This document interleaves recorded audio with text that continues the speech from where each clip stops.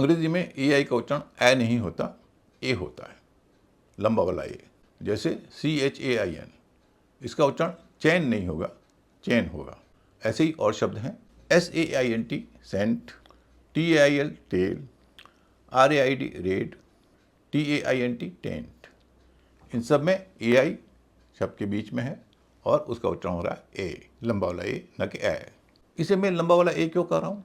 क्योंकि इसको बोलते समय ए को थोड़ा खींचा जाता है।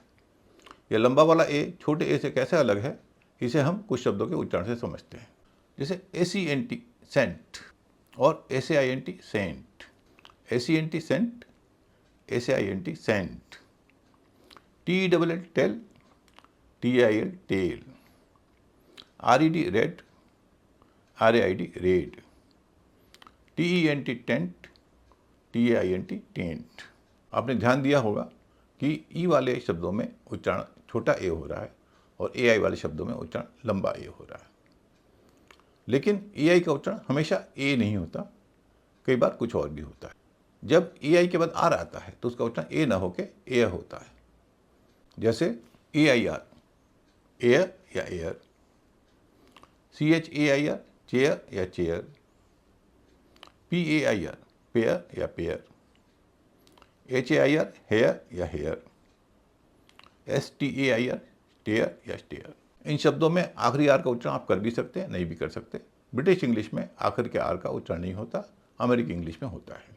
तो इसे एयर भी बोल सकते हैं, एयर भी बोल सकते हैं, चेयर भी बोल सकते हैं, चेयर भी बोल सकते हैं। कुछ शब्दों में AI का उच्चारण ए न होके अ या ई हो जाता है। ये वे शब्द हैं जो नाउन हैं और AI शब्द के दूसरे हिस्से में है।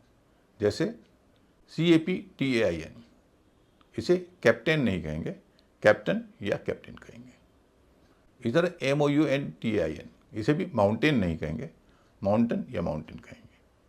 फाउंटेन और फाउंटेन, CURTIN कर्टन, इस तरह सर्टन। इन एग्जाम्पल से ऐसा मत समझिए कि AI जब किसी शब्द के दूसरे हिस्से में हो तो हमेशा उसका उच्चारण अ या छोटी ई होगा।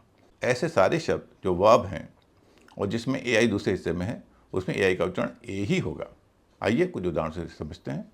Explain, attain, complain, regain, contain, cartel, 3 शब्द ऐसे हैं जहाँ AI का उच्चारण आई होता है। ये शब्द हैं AISLE, इसे आइल कहते हैं। आइल का मतलब जब दो तरफ सीटें लगी हों और बीच का रास्ता हो तो उसे आइल कहते हैं। हाइकू और बोनसाई, इनमें भी AI का उच्चारण आई होता है। ये दोनों जापानी शब्द हैं। पूरा वीडियो देखने के लिए यहाँ क्लिक या टैप करें।